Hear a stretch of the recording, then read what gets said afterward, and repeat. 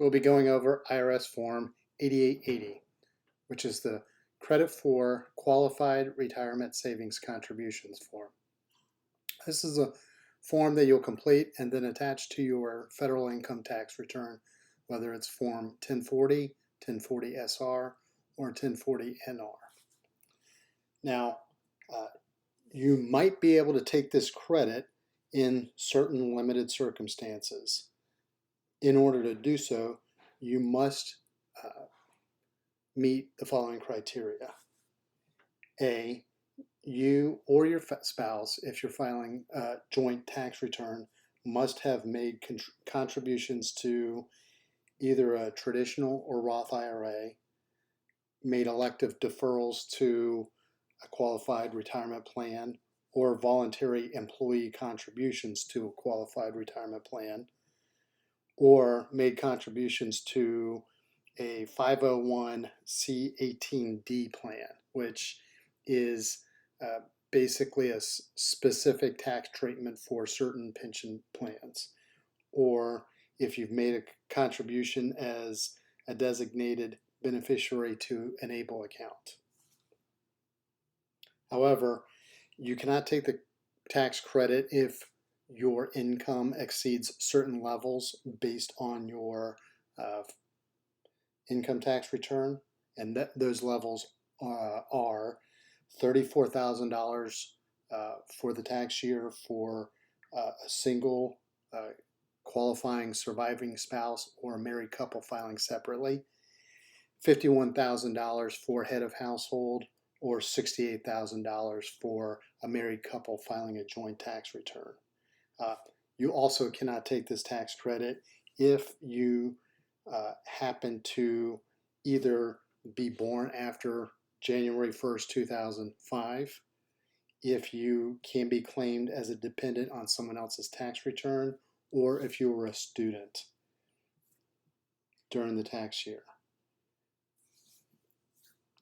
So let's go through the form itself. So you'll notice that in lines 1 through 6, there are 2 columns, and this is for a married couple filing a joint tax return. So if you're filing as a single taxpayer, you can ignore the column B and focus only on column A. So in line 1, you will enter any traditional or Roth IRA contributions as well as ABLE account contributions for the tax year, but do not include rollover contributions that might have come from, an employer plan, rollovers from other IRAs, things of that nature. In line 2, you'll include any elective deferrals to a 401k or a qualified employer plan, any voluntary employee contributions, and any 501c18D plan contributions for the tax year. These amounts may be shown on your Form W-2 in box 12. There is one thing to note. Some employers offer a contribution where they count as an employee contribution even if the employer actually makes the contribution. And this is legal under Internal Revenue Code section 414H2 for the purpose of calculating the retirement savings contribution credit. That is an employer contribution, not an employee contribution. So if you have contributions that were made on your behalf by your employer that are considered to be employee contributions under that plan, just know for tax purposes they're considered to be employer contributions, and do not enter them in line 2. So in line 3, you'll add the totals of lines 1 and 2. So let's imagine that you and your spouse each contributed $5,000 to an IRA for the tax year, and you contributed $3,000 each to your 401k plan. You would add these lines up and you would get a total of $8,000 per spouse. Now in line 4, you'll enter certain distributions that were received for the tax year 2022. They would be received after 2019, but before the due date of your tax return. So if you included in an extension, technically any distributions between 2019 and when you file your tax return. If you are filing a joint tax return, you should include both amounts in both columns. So there are exceptions listed in the form instructions. Do not include any distributions that would not be taxable because of a rollover or a trustee to trustee transfer. Do not include taxable distributions that were part of an in-plan rollover to a Roth account from a non-Roth account. Do not include any distributions from a retirement plan that were rolled over or converted to your Roth IRA. So any rollovers, any Roth conversions, don't count those. Loans from a qualified employer plan that may be treated as a distribution for tax purposes. Do not include distributions of excess contributions or deferrals. Do not include distributions of any IRA contributions made during the tax year and then returned before the due date. Do not include any distributions of dividends paid on stock held by an ESOP or an employee stock ownership plan. Do not include any inherited IRA distributions if you're a non-spousal beneficiary. And finally, don't include any distributions from a military retirement plan other than the thrift savings plan, which is a federal plan. So for the purpose of this, we'll just assume that our young couple, we'll put Smith. So the Smiths do not have any such distributions for the tax year. So we'll just enter zeros for these, and then you'll subtract. So in line 6, you'll enter the smaller of either line 5 or $2,000. In this case, the smaller number is $2,000.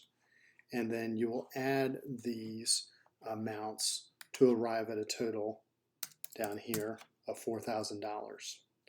Now, if you've run through the calculations on the first 7 lines and this number is 0, then you should stop. You're not going to be able to take a retirement savings contribution tax credit for the year. So in line 8, you're going to pull your adjusted gross income number, which you can find on line 11 of your form 1040, 1040SR, or your 1040NR. So let's imagine that the Smiths adjusted gross income for the tax year was $30,000. Okay? So that is the number that will go into line 8. And in line 9, you're going to determine the appropriate decimal amount. So there's a table right here on the front of the form, and this basically helps you determine the phase out of your savings credit. So as you can see in the married filing jointly column, this phase out, anything below $34,000 is a full available tax credit, which happens to be 50% of this number right here in line 7, all the way down to 0. So there's a phase out right here between $34,000 and $68,000. And then similarly, there are phase outs for head of household and then single and other tax filing statuses. So we'll see here that between that $30,000 is just below this cutoff right here. But to be honest, right here is the real cutoff for a married couple filing jointly. So they're able to take the full amount of this tax credit, which happens to be limited at 50% of this line 7 number. Now in line 10, you'll simply multiply the line 7 by line 9, and you'll arrive at $2,000 overall. So there's another limitation based on your tax liability, for which you'll need to enter an amount calculated in the instructions located on the back of this form. So there's a credit limit worksheet on the back of this form. And you'll see the top of it right here. You basically have to enter the amount from line 18 of your Form 1040. Then you have to subtract certain tax credits from Schedule 3, lines 1 through 3, plus 6D and 6L. And once you subtract those tax credits from this, then you'll reach the total applicable tax credit. So we'll just pretend that we did all of that, and the amount from the credit limit worksheet resulted in $1,000. So for line 12, you'll simply enter the smaller of line 10 or line 11 here, and then you'll put that also on Schedule 3 of your Form 1040, line 4. So for this married couple, they would be able to take $1,000 tax credit against their tax bill. So, you know, if their tax bill would have been $5,000, it's now $4,000. So this form is fairly straightforward, pretty simple to complete. It's only one page, and the instructions are included on the back. And that's all we have for this tax form. If you want to learn more about the calculations or going deeper into which tax credits and deductions are impacted by this form, we've written a complete article which you can find on our website. Simply go to teachmepersonalfinance.com, type in IRS Form 8880 into the search bar, and this article should appear. If you like our articles, please subscribe to our newsletter. If you like our YouTube videos, please subscribe to our YouTube channel. And as always, if you have any questions, comments, or concerns, please don't hesitate to put them in the show notes or in the comments section, or you can simply drop me an email. Thank you very much and have a great day.